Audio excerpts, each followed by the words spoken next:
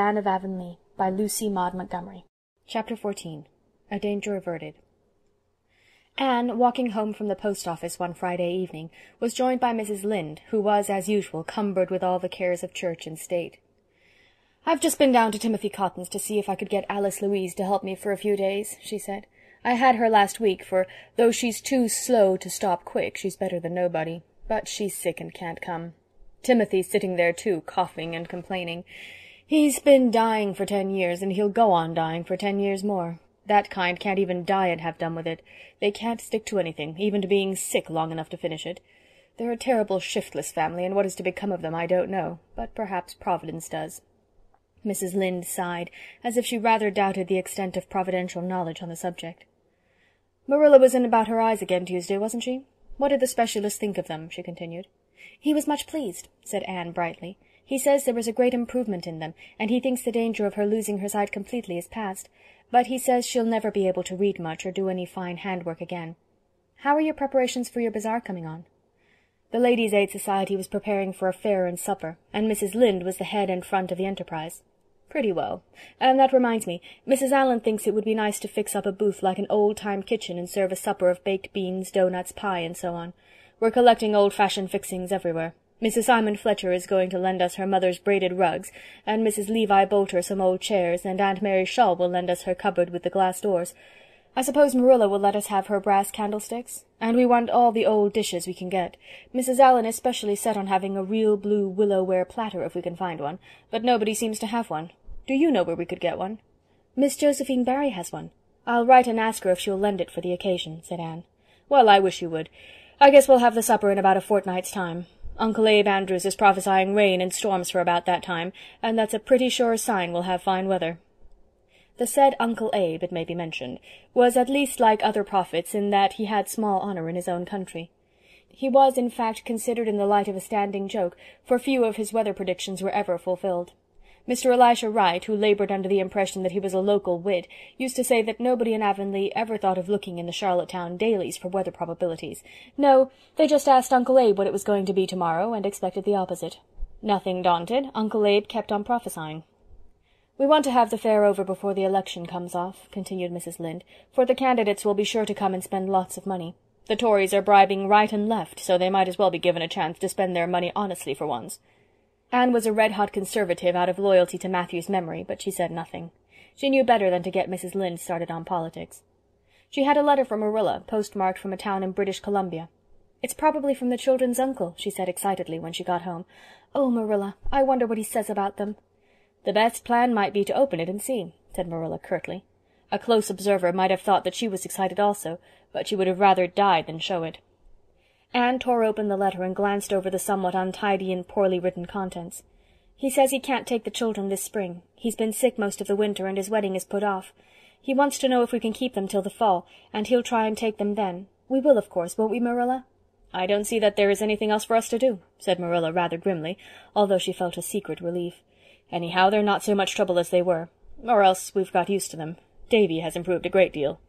"His manners are certainly better," said Anne cautiously, as if she were not prepared to say as much for his morals.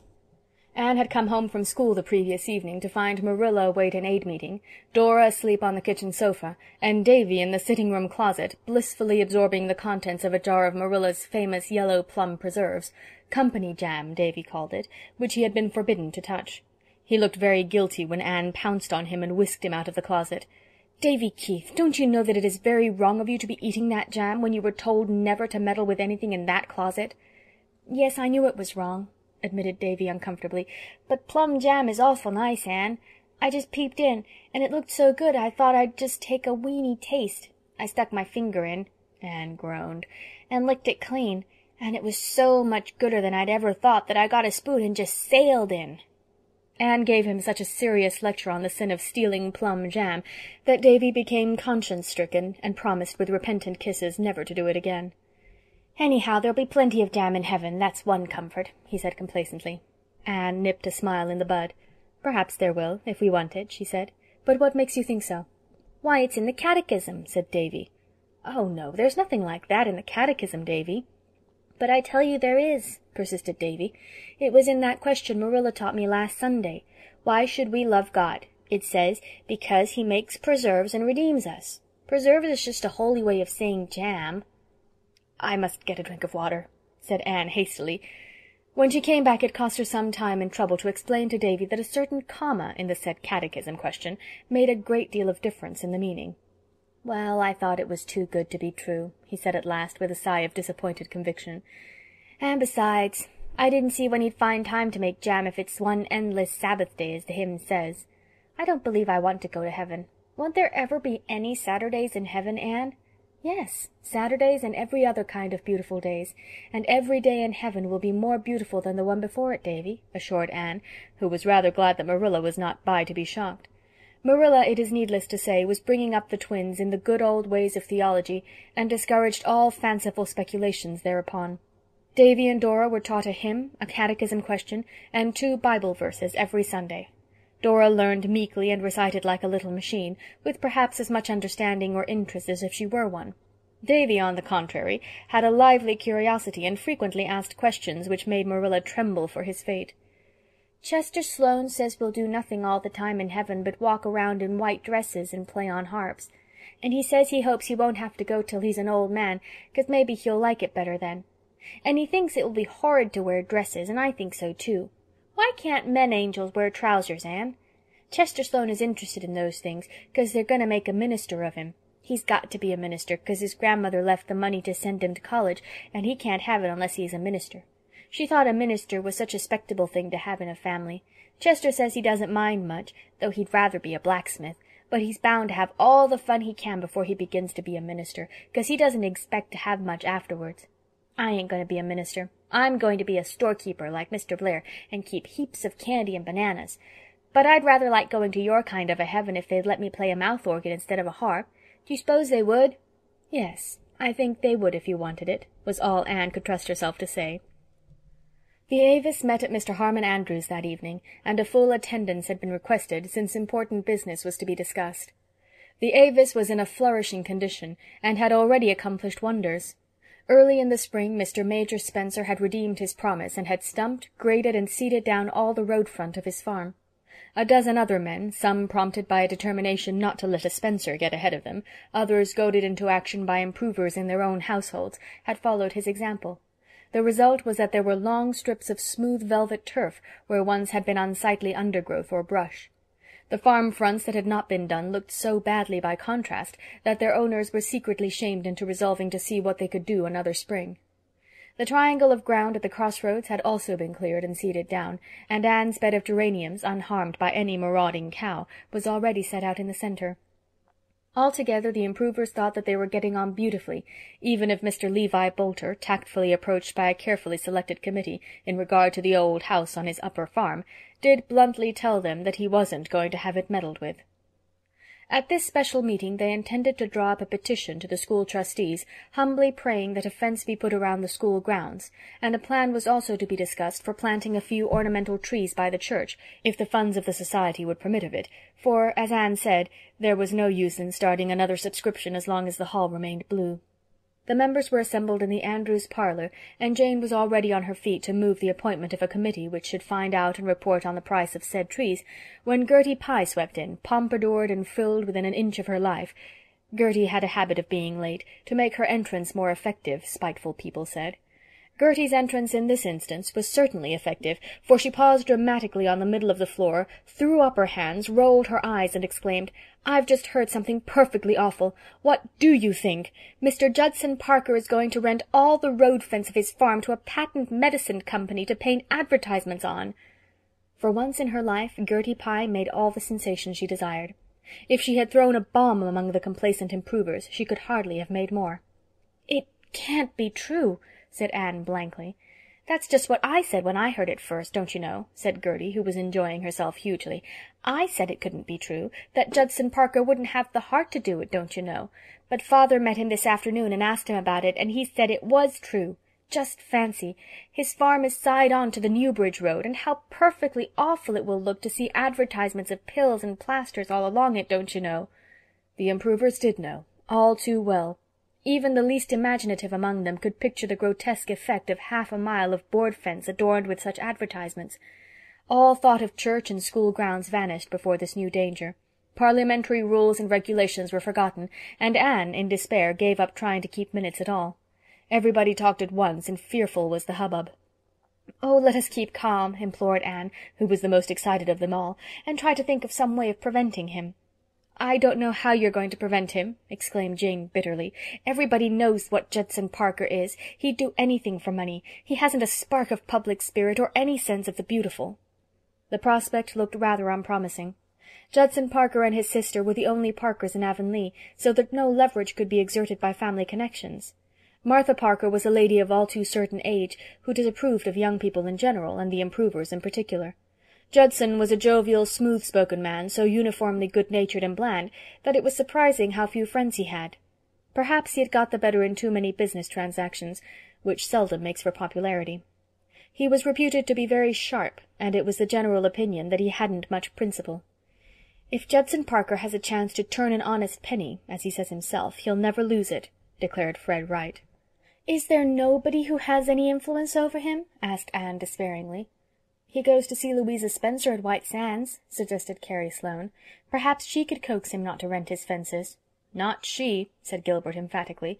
"I know Louisa Spencer well. She doesn't believe in village improvement societies, but she does believe in dollars and cents. She'd be more likely to urge Judson on than to dissuade him." "The only thing to do is to appoint a committee to wait on him and protest," said Julia Bell. "And you must send girls, for he'd hardly be civil to boys. But I won't go, so nobody need nominate me."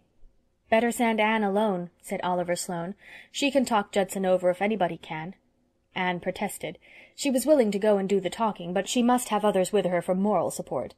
Diana and Jane were therefore appointed to support her morally, and the improvers broke up, buzzing like angry bees with indignation. Anne was so worried that she didn't sleep until nearly morning, and then she dreamed that the trustees had put a fence around the school and painted "Try Purple Pills" all over it. The committee waited on Judson Parker the next afternoon. Anne pleaded eloquently against his nefarious design, and Jane and Diana supported her morally and valiantly. Judson was sleek, suave, flattering, paid them several compliments of the delicacy of sunflowers, felt real bad to refuse such charming young ladies, but business was business, couldn't afford to let sentiment stand in the way these hard times. "But I'll tell you what I will do," he said with a twinkle in his light, full eyes. "I'll tell the agent that he must use only handsome, tasty colors, red and yellow and so on. I'll tell him he mustn't paint the ads blue on any account." The vanquished committee retired, thinking things not lawful to be uttered. "We have done all we can do, and must simply trust the rest to Providence," said Jane, with an unconscious imitation of Mrs. Lynde's tone and manner. "I wonder if Mr. Allen could do anything," reflected Diana. Anne shook her head. "No, it's no use to worry Mr. Allen, especially now when the baby's so sick. Judson would slip away from him as smoothly as from us, although he has taken to going to church quite regularly just now. That is simply because Louisa Spencer's father is an elder and very particular about such things." "Judson Parker is the only man in Avonlea who would dream of renting his fences," said Jane indignantly. "Even Levi Bolter or Lorenzo White would never stoop to that, tight-fisted as they are. They would have too much respect for public opinion." Public opinion was certainly down on Judson Parker when the facts became known, but that did not help matters much. Judson chuckled to himself and defied it, and the improvers were trying to reconcile themselves to the prospect of seeing the prettiest part of the Newbridge Road defaced by advertisements, when Anne rose quietly at the president's call for reports of committees on the occasion of the next meeting of the society, and announced that Mr. Judson Parker had instructed her to inform the society that he was not going to rent his fences to the Patent Medicine Company. Jane and Diana stared as if they found it hard to believe their ears. Parliamentary etiquette, which was generally very strictly enforced in the Avis, forbade them giving instant vent to their curiosity, but after the society adjourned, Anne was besieged for explanations. Anne had no explanation to give. Judson Parker had overtaken her on the road the preceding evening, and told her that he had decided to humour the Avis in its peculiar prejudice against patent medicine advertisements. That was all Anne would say, then or ever afterwards, and it was the simple truth. But when Jane Andrews, on her way home, confided to Oliver Sloane her firm belief that there was more behind Judson Parker's mysterious change of heart than Anne Shirley had revealed, she spoke the truth also. Anne had been down to old Mrs. Irving's on the shore road the preceding evening, and had come home by a short cut which led her first over the low-lying shore fields, and then through the beechwood below Robert Dixon's by a little footpath that ran out of the main road just above the Lake of Shining Waters. known to unimaginative people as Barry's Pond. Two men were sitting in their buggies, reined off to the side of the road, just at the entrance of the path. One was Judson Parker, the other was Jerry Corcoran, a Newbridge man against whom, as Mrs. Lynde would have told you in eloquent italics, nothing shady had ever been proved. He was an agent for agricultural implements, and a prominent personage in matters political. He had a finger, and some people said all his fingers, in every political pie that was cooked. And as Canada was on the eve of a general election, Jerry Corcoran had been a busy man for many weeks, canvassing the county in the interests of his party's candidate. Just as Anne emerged from under the overhanging beech boughs, she heard Corcoran say, "If you'll vote for Amesbury, Parker, well, I've a note for that pair of harrows you got in the spring. I suppose you wouldn't object to having it back, eh?" "Well, since you put it that way," drawled Judson with a grin, "I reckon I might as well do it. A man must look out for his own interests in these hard times." Both saw Anne at this moment, and conversation abruptly ceased. Anne bowed frostily and walked on, with her chin slightly more tilted than usual. Soon Judson Parker overtook her. "Have a lift, Anne?" he inquired genially. "Thank you, no," said Anne politely, but with a fine, needle-like disdain in her voice that pierced even Judson Parker's none too sensitive consciousness. His face reddened, and he twitched his reins angrily, but the next second prudential considerations checked him. He looked uneasily at Anne, as she walked steadily on, glancing neither to the right nor to the left. Had she heard Corcoran's unmistakable offer and his own too plain acceptance of it? Confound Corcoran! If he couldn't put his meaning into less dangerous phrases, he'd get into trouble some of these long-come-shorts. And confound red-headed schoolma'ams with a habit of popping out of beech-woods where they had no business to be. If Anne had heard, Judson Parker, measuring her corn in his own half-bushel, as the country saying went, and cheating himself thereby, as such people generally do, believed that she would tell it far and wide. Now Judson Parker, as has been seen, was not overly regardful of public opinion, but to be known as having accepted a bribe would be a nasty thing, and if it ever reached Isaac Spencer's ears, farewell forever to all hope of winning Louisa Jane with her comfortable prospects as the heiress of a well-to-do farmer. Judson Parker knew that Mr. Spencer looked somewhat askance at him as it was. He could not afford to take any risks. "Ahem! Anne, I've been wanting to see you about that little matter we were discussing the other day. I've decided not to let my fences to that company after all. A society with an aim like yours ought to be encouraged." Anne thawed out the merest trifle. "Thank you," she said. And you needn't mention that little conversation of mine with Jerry." "I have no intention of mentioning it in any case," said Anne icily, for she would have seen every fence in Avonlea painted with advertisements before she would have stooped to bargain with a man who would sell his vote. Just so," agreed Judson, imagining that they understood each other beautifully. "I didn't suppose you would. Of course I was only stringing Jerry. He thinks he's so all-fired cute and smart. I've no intention of voting for Amesbury. I'm going to vote for Grant, as I've always done. You'll see that when the election comes off. I just led Jerry on to see if he would commit himself. And it's all right about the fence. You can tell the improvers that." "It takes all sorts of people to make a world, as I've often heard. But I think there are some who could be spared," Anne told her reflection in the east gable mirror that night. "I wouldn't have mentioned the disgraceful thing to a soul anyhow, so my conscience is clear on that score. I really don't know who or what is to be thanked for this. I did nothing to bring it about, and it's hard to believe that Providence ever works by means of the kind of politics men like Judson Parker and Jerry Corcoran have."